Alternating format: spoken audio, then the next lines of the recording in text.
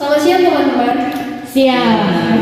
Baik, di sini kami dari kelompok 2 ingin mempresentasikan bab 4 negara dan konstitusi sebagai objek kajian hukum tata negara dan bab 5 lembaga-lembaga negara. Namun sebelum dari itu kami ingin memperkenalkan diri kami terlebih dahulu. Perkenalkan, nama saya Andrea Sungguh. Nama saya Deden Kanisakutang. Nama saya Yesus Ninja Siregar. Nama saya Deta Josiana Senturi. Baik, di sini kami akan mempresentasikan bab 4 terlebih dahulu. Negara dan konstitusi sebagai objek kajian hukum tata negara. Istilah dan pengertian negara. Istilah negara diterjemahkan dari bahasa asing yaitu state, bahasa Belanda dari Jerman, state bahasa Inggris, etat bahasa Prancis. Kata tersebut diambil dari bahasa Latin yaitu status atau statut, lazim. Diartikan sebagai standing atau station, kedudukan yang dihubungkan dengan kedudukan kesatuan hidup manusia, sebagaimana diartikan dalam status sivitas dan status republik. Beberapa pendapat pengertian negara menurut ahli. Yang pertama, pengertian negara menurut Plato adalah suatu tubuh yang senantiasa maju, berevolusi dan berdiri dari orang-orang yang timbul atau ada karena masing-masing dari orang itu secara sendiri-sendiri tidak mampu memenuhi kebutuhan dan keinginannya yang beraneka ragam. Yang kedua, menurut George Jelini, negara adalah organisasi dari kelompok manusia yang telah mendiami wilayah tertentu. Yang ketiga, menurut Friedrich Hegel, mengatakan bahwa negara merupakan organisasi kesusilaan yang muncul sebagai proses sintetis dari kemerdekaan individual dan kemerdekaan universal. Yang keempat, pendapat lain datang dari Haneberg yang mengatakan bahwa negara adalah suatu organisasi yang timbul karena kehendak dari suatu golongan atau bangsanya sendiri. Unsur-unsur terbentuknya negara. Seperti yang kita ketahui, unsur-unsur terbentuknya negara ada 4. Yang pertama itu penduduk, yang kedua wilayah, yang ketiga pemerintah, dan yang keempat adalah kemampuan mengadakan hubungan dengan negara-negara lain. Seperti yang kita ketahui juga, negara kita banyak melakukan kerjasama dengan negara-negara lain seperti PBB, Uni Soviet, dan sebagainya. Tujuan negara. Menurut Hegel, negara itu adalah person yang mempunyai kemampuan sendiri dalam mengejar pelaksanaan ideal umum. Tujuan negara menurut beberapa ahli, diantaranya Agustinus menyatakan bahwa tujuan negara dihubungkan dengan cita-cita manusia hidup di alam kekal sesuai yang diinginkan Tuhan. Menurut John Locke, dengan pembentukan political or civil society, manusia itu tidak melepaskan hak asasinya. Dengan demikian, tujuan negara memelihara dan menjamin hak-hak asasi manusia yaitu 1. Hak hidup atau nyawa, yang kedua hak atas badan, yang ketiga hak atas harta benda, yang keempat hak atas kehormatan, yang kelima hak kemerdekaan. Bentuk negara dan sistem pemerintahan di Indonesia. Yang pertama, bentuk negara. Aristoteles meninjau bentuk negara berdasarkan ukuran kualitas untuk bentuk ideal dan ukuran kualitas untuk bentuk pemerosotan. Jadi, di sini Aristoteles memperhatikan banyaknya yang pemerintah hingga menghasilkan bentuk ideal dan bentuk pemerosotan sebagai berikut. Yang pertama, monarki, yang kedua aristokrasi, dan yang ketiga politia atau yang biasa dinamakan dengan politia. Bentuk negara dibagi 2. Yang pertama, negara federal. Negara federal adalah negara bersusun jamak. Yang kedua, negara kesatuan. Negara kesatuan adalah negara yang bersusun tunggal, yang suatu bentuk negara yang tidak terdiri atas negara yang di dalamnya tidak dapat daerah yang bersifat negara. Sistem pemerintahan. Sistem pemerintahan ialah segala sesuatu yang merupakan perbuatan pemerintah yang dilakukan oleh organ-organ atau lembaga-lembaga negara seperti legislatif, eksekutif, dan yudikatif. Sistem pemerintah negara-negara secara sederhana dapatlah dibagi menjadi 3 model, yaitu pemerintah parlementer. 1. Kepala negara tidak berkedudukan sebagai kepala pemerintahan karena bersifat simbolik nasional. Yang kedua, pemerintahan dilakukan oleh sebuah kabinet yang dipimpin oleh seorang perdana menteri. Yang ketiga, kabinet bertanggung jawab kepada dan dapat dijatuhkan oleh parlemen melalui mosi tidak percaya. Yang keempat, karena itu kedudukan eksekutif kabinet lebih rendah dari dan tergantung pada parlementer. Sistem pemerintahan lokasi atau campuran. Sistem pemerintahan lokasi parlementer, di mana yang menonjol adalah ciri-ciri parlementernya, Di samping adanya ciri-ciri parlementer presidensial, sistem presidensial ciri-cirinya, yang pertama menyelenggarakan negara berada di tangan presiden. Yang kedua, presiden tidak bertanggung jawab kepada parlementer karena presiden tidak dipilih oleh parlemen, pemerintah, dan parlemen yang sejajar. Yang ketiga, kabinet atau menteri-menteri diangkat oleh presiden. Yang keempat, parlemen memiliki kekuasaan legislatif dan sebagai lembaga perwakilan. Selanjutnya akan dijelaskan oleh teman saya. Ya, konstitusi sebagai objek kajian hukum tata negara. Pengertian konstitusi. Istilah konstitusi berasal dari bahasa Prancis yaitu konstitur, yang berarti membentuk, yang dimaksudkan adalah pembentukan suatu negara atau menyusun dan menyatakan suatu negara. Menurut Soeino, konstitusi adalah dokumen yang membuat aturan-aturan hukum dan ketentuan-ketentuan hukum yang pokok-pokok atau dasar-dasar sifatnya baik tulisan maupun tidak tertulis, yang menggambarkan tentang sistem ketatanegaraan suatu negara. Fungsi konstitusi yaitu menurut Jimli dan Diski, konstitusi memiliki fungsi-fungsi sebagai berikut: A. Fungsi penentu dan pembatas kekuasaan organ negara. B. Fungsi mengatur hubungan kekuasaan antar organ negara. C. Fungsi mengatur hubungan kekuasaan antar organ negara dengan organ negara. C. D. Fungsi memberi atau legitimasi terhadap kekuasaan negara ataupun kegiatan penyelenggaraan kekuasaan negara. E. Fungsi penyalur atau mengalir kewenangan dari sumber kekuasaan asli atau yang dalam sistem demokrasi adalah rakyat kepala organ negara. E. Fungsi simbolik sebagai pemersatu atau symbol of unity sebagai rujukan identitas dan fungsi gabungan kebangsaan atau identity of nation serta sebagai center of ceremony. G. Fungsi sebagai sarana pengendalian masyarakat dalam arti sempit hanya di bidang politik maupun arti luas mencakup bidang sosial dan ekonomi. H.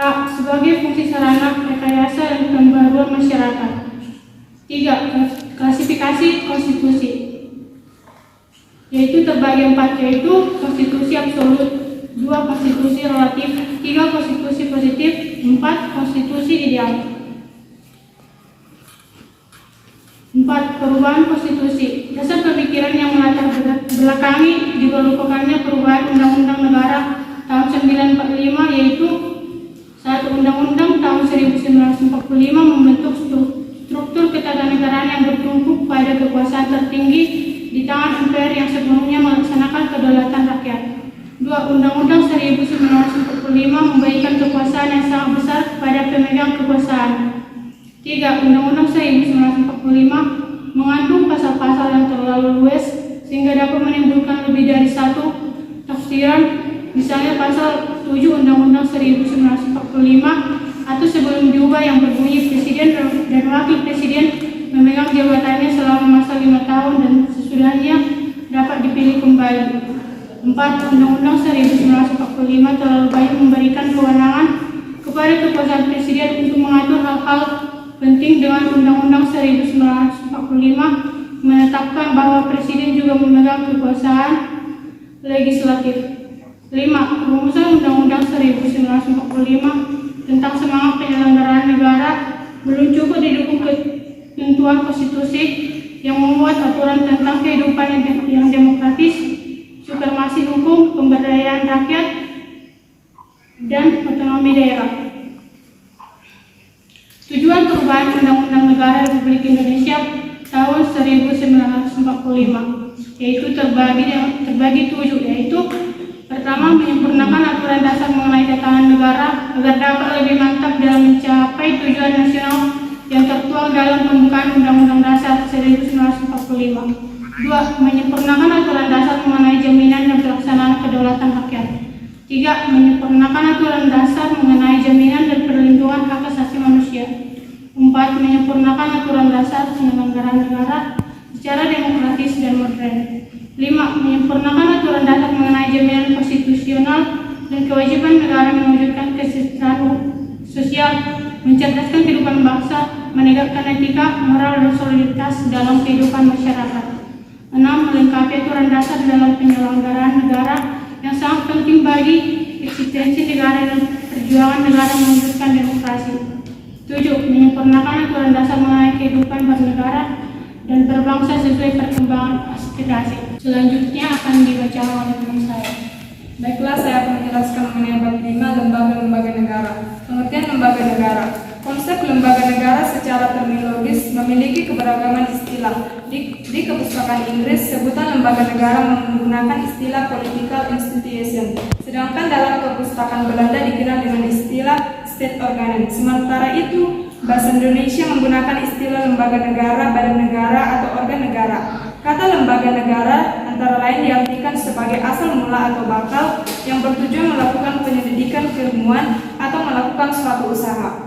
Sedangkan negara adalah organisasi dalam suatu wilayah yang mempunyai kekuasaan tertinggi yang sah dan ditaati oleh rakyat. Jadi lembaga negara adalah sebuah badan atau organ negara yang berkewenangan serta fungsinya diatur oleh peraturan perundang-undangan, baik diatur dalam Undang-Undang Dasar 1945, Undang-Undang atau perundangan, peraturan presiden pengganti undang-undang, peraturan pemerintah, peraturan presiden, keputusan presiden, peraturan daerah. Lembaga negara yang bukan diatur oleh peraturan perundang-undangan bukan sebagai lembaga negara. Sejarah perkembangan lembaga negara. Sejarah Ketatanegaraan Indonesia mengenal 5 konstitusi yang telah berlaku di Indonesia, yaitu UUD 1945 berlaku mulai tanggal 17 Agustus 1945 hingga 27 Desember 1949. Konstitusi RIS 1949 berlaku mulai Desember 1945 hingga Agustus 1950. Undang-Undang Dasar Sementara 1950 berlaku Agustus 1950 hingga Juli 1959. Undang-Undang Dasar 1945 berlaku kembali melalui Dekret Presiden 5 Juli hingga 21 Mei 1999. Amandemen Undang-Undang Dasar 1945 kedua pada tanggal 18 Agustus tahun 2000. Amandemen Undang-Undang Dasar 1945 keempat pada tanggal 10 Agustus tahun 2002.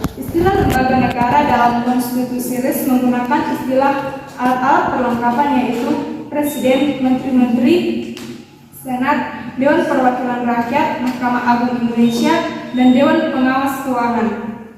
Selanjutnya akan dilanjutkan oleh teman saya.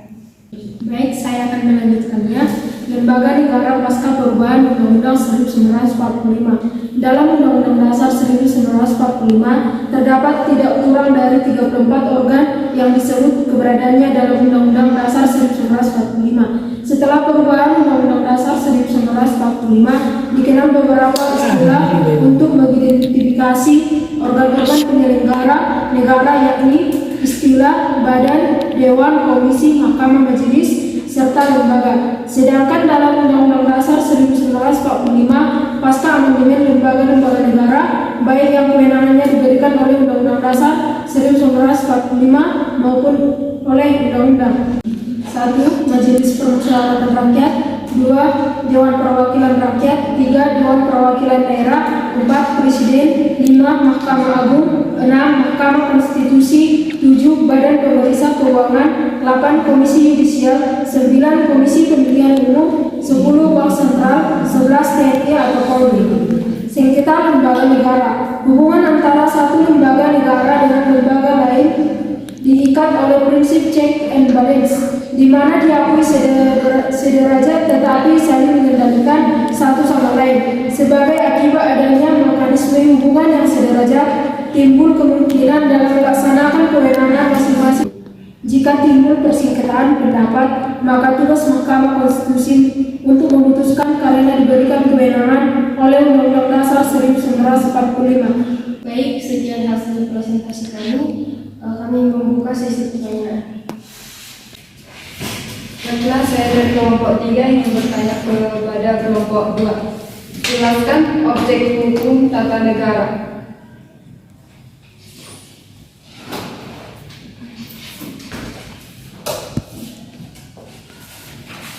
Saya juga ingin bertanya, apa yang akan terjadi jika tidak ada konstitusi dalam suatu negara?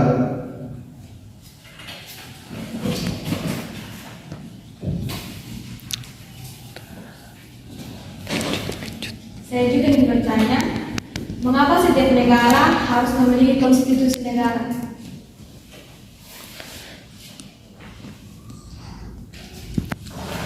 Saya ingin bertanya, bagaimana kedudukan lembaga negara independen dalam sistem ketatanegaraan Indonesia?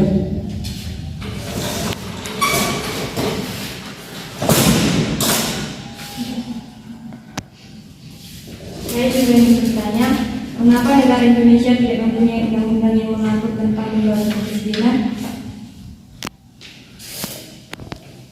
Saya akan bertanya juga kepada kelompok 2. Yang pertanyaannya adalah bagaimana cara agar hubungan masyarakat dengan lembaga negara dapat berjalan dengan baik. Sekali lagi, bagaimana cara agar hubungan masyarakat dengan lembaga negara dapat berjalan dengan baik. Sekian dan terima kasih. Baiklah, saya akan menjawab pertanyaan dari saudara Lena. Jelaskan objek hukum tata negara. Objek hukum tata negara adalah negara dan konstitusi, sedangkan ruang lingkup hukum tata negara berkaitan dengan lembaga negara, hubungan antar lembaga negara, serta hak dan kewajiban para anggota dan pemimpin dalam organisasi negara tersebut. Apakah saudara Lena dapat menerima jawaban dari kelompok kami? Baik, kami menerima jawaban dari kelompok 2. Terima kasih.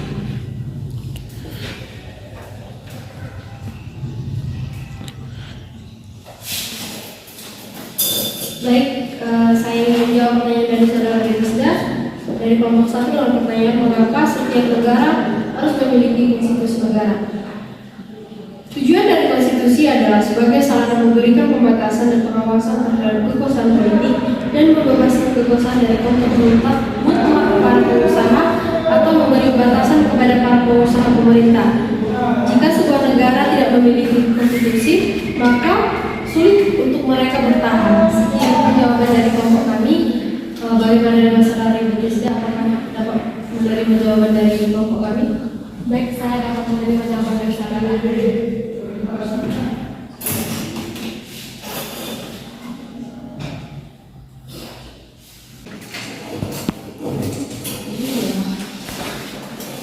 Baiklah, saya akan menjawab pertanyaan dari kelompok 3 yaitu ini.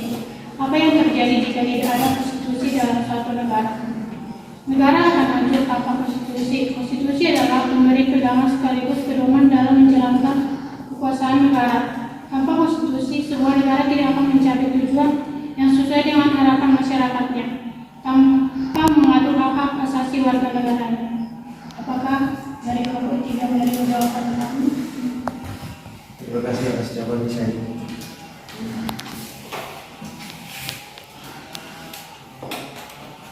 Saya akan menjawab pertanyaan dari Eko dari kelompok 1. Bagaimana kedudukan lembaga negara independen dalam sistem ketatanegaraan Indonesia? Dari hasil penelitian bahwa kedudukan Komisi Negara Independen dalam sistem ketatanegaraan Republik Indonesia masih diposisikan di bawah lembaga tinggi negara dan dianggap sebagai lembaga negara tambahan atau penunjang. Bagaimana dengan saudara Eko Dokter? Apakah dapat menerima jawaban saya? Saya akan menerima jawaban Anda. Terima kasih. Baiklah, saya akan menjawab pertanyaan dari saudara Selvi. Mengapa negara Indonesia tidak mempunyai undang-undang yang mengatur tentang lembaga kepresidenan? Alasan mengapa tidak ada undang-undang tersendiri tentang lembaga kepresidenan, Undang-Undang Dasar 1945 menjelaskan bahwa ada beberapa lembaga negara, salah satunya presiden. Di samping sebagai kepala negara, presiden juga disebut sebagai lembaga negara. Apakah jawaban kami dapat Anda terima? Baik, saya menerima jawaban dari Anda. Baik, saya akan menjawab pertanyaan dari saudari Deborah dengan pertanyaan bagaimana cara agar hubungan masyarakat dengan lembaga negara dapat berjalan dengan baik. Ada dua cara agar hubungan masyarakat dengan lembaga negara dapat berjalan dengan baik. Yang pertama, lembaga negara harus dapat membangun komunikasi yang baik dengan masyarakat, dan yang kedua, lembaga negara harus bersosialisasi dengan masyarakat.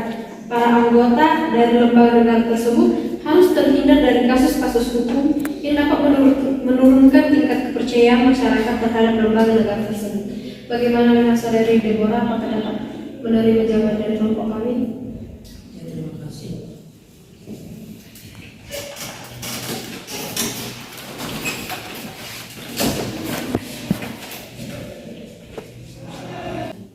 Sekian hasil diskusi dari kelompok kami, kelompok 2. Kami mengucapkan sekian dan terima kasih.